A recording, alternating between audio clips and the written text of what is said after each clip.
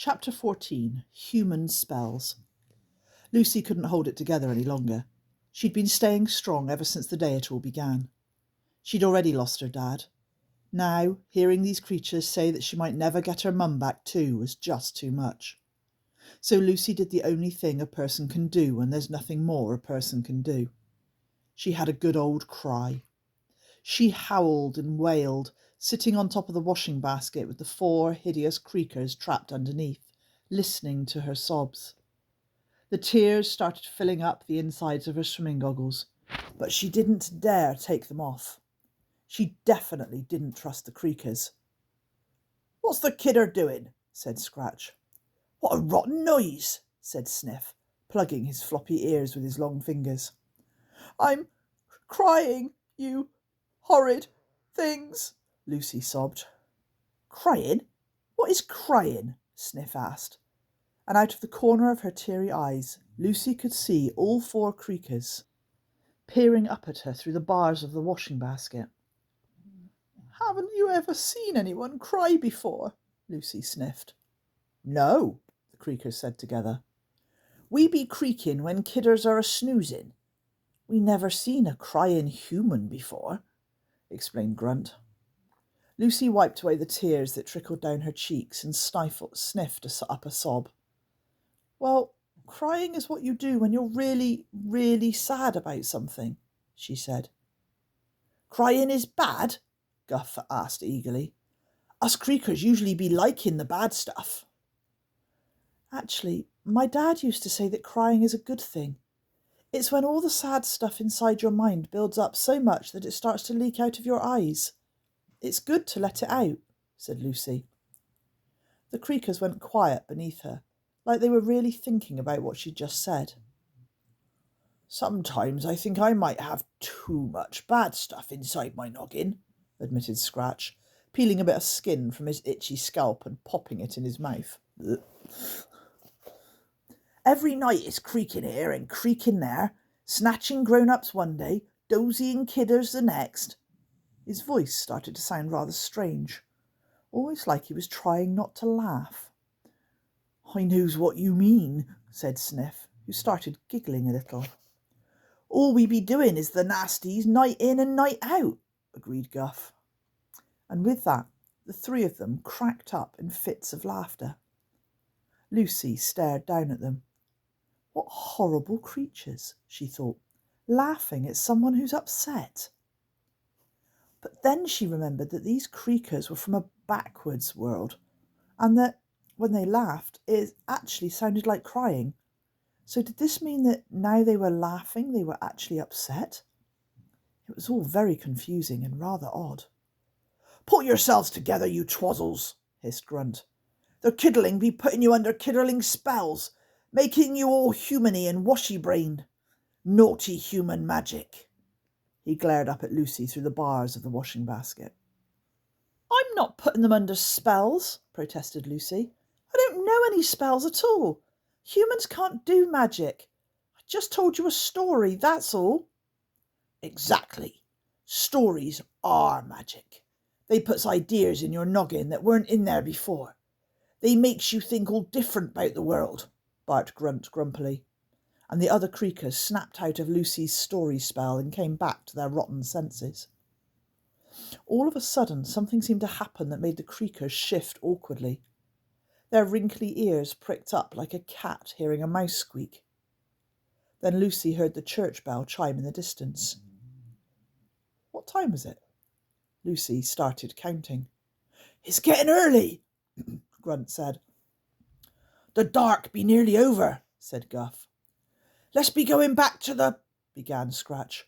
"Woleb," finished Sniff. "Nope," Lucy said, tightening the straps of her goggles. She shifted around until she was comfortable on top of the basket and stared straight at them in the mirror. "You're not going anywhere until you tell me what I want to know. Why are you here, and what have you done with our grown-ups?" The church bells stopped. It was 5 o'clock, almost morning. "Tell her, Grunt. It's the only ways," said Guff. "We be dust if she don't let us be going back." "Dust?" Lucy asked. But the Creakers pressed their ugly lips together tightly, and she could see they weren't going to say any more. She tried again. "Tell me everything, or you're staying here." There was a silence as Grunt thought about what to do. He was caught in a rotten pickle, though actually Grunt loved rotten pickle, especially when it was in a mouldy cheese sandwich. This was more like being caught in a fresh strawberry for Grunt, which he hated. "Tell her, Grunt," whispered Sniff nervously. "Yes, Grunt," said Lucy. "Tell me what I want and I'll let you go. But I won't ask you again. What have you done with the grown-ups?" "All wrong then. Grunt be telling the tricksy kidderling. But Grunt be getting in the troubles for this," Grunt muttered. "Troubles be better'n dust," said Sniff, trembling a little. Grunt sighed and ran his claws over his spiky nailed back. "It be simply easy to understand. We Creakers, we be hating them stupid grown-ups," he said. "Hating the grown-ups," said Lucy. "Hating 'em like the smell of roses on a sunny morning. Hating 'em like the taste of raspberry ripple ice cream. Hating 'em like a warm hot water bottle on a cold night," all the Creakers agreed, shuddering. "But why?" asked Lucy. "Them stupid grown-ups be taking all the stinkerful waste and Lucy noticed that Grunt was getting very agitated as he tried to spit out these words. "They waste it," he spat. "They waste what?" "They waste the waste," all the Creakers barked in unison. "All the glorious rubbish. All the rotten leftovers. All the stuff you silly humans use once and then gets rid of. They takes it and chucks it in the watery oceans," said Grunt. "They buries it under the ground," added Guff. "Or they burns it all up into smoky clouds, hiding it out of sight, out of brain, but worst of all, out of reach of us." "Creakers," said Scratch and Sniff together. "Right," said Lucy. "So what's the problem with all that?" The Creakers bashed their stinky hands on their slimy foreheads and let out frustrated moans. "In it obvious, you silly kidderling," answered Grunt. "We Creakers don't just loves the stuff you be getting rid of. We needs it." "It's what the Woleb works on," Guff explained. "All them things your grown-ups be thinking is rotten and nasty and wants out of their homes, we Creakers wants to have it." "Oh, I see. To reuse it," said Lucy. "Yes," they barked. "That's why we be snatching up all the grown-ups, taking them away, just leaving the messy kidderlings behind," Grunt explained. "You little muckers know how to make good muck," Guff said approvingly. "And you not be clearing it up. We be able to come and takes all the mess we wants now. We takes it back and builds stinkerful homes." "You make homes out of rubbish?" Lucy asked.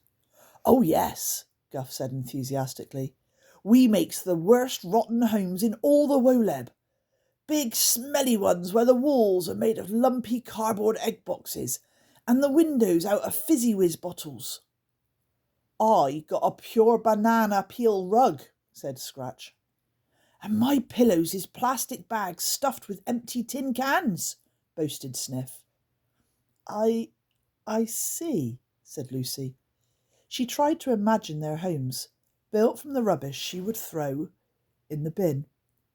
They sounded rather awful to her, but the Creakers seemed very proud of how disgusting they were.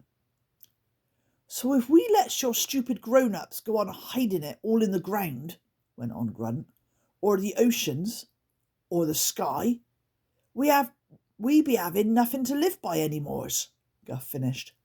"We not be able to survive in the Woleb." Lucy took a moment to really think about everything they'd said. She thought about all the mess she made, and where it went when her mum threw it away, and about all those truckloads of rubbish bags she used to see her dad drive off to Whiffington Dump each day. "Now the kidderling be letting us go, like she promised, yes?" said Grunt. "Before the sun dusts us all," blurted Guff. Be quiet, you twit, snapped Grunt, shoving Guff so hard that Lucy felt the washing basket wobble beneath her. You be telling her our weakness. The sun dusts you? Lucy asked. Her brain was whirring. Do you not like sunlight? Grunt sighed, and in the mirror Lucy saw him shoot Guff a nasty look. The sun be too nice, he grumbled, and warm, and loverly, and kind. Our black skin be too fragile to see it. That's why we live in the wolab, under the beds. Sunlight can't get to us down there. We be turning to dust if we gets caught in it, explained Stiff, reaching into his pouch and pulling out a sprinkle of dozy dust. You mean that dozy dust is made of dusted creaker, Sniff said sadly, placing it back in the pouch and pulling the strings tight. That be why its magic works so good and powerful. Lucy thought of all the times she'd had little golden crumbles in the corners of her eyes when she'd woken up. She'd never wondered what it was before, but now she suddenly had a strange, uncomfortable feeling in her tummy. That dust meant that a creaker had lost its life. They might be rotten, nasty-looking things, but Lucy was beginning to think that they actually weren't all that bad. Look! It be the Bright! Cried Guff, pointing his flabby claw to the sliver of warm orange light that had just crept in through Lucy's curtains. Their time was up.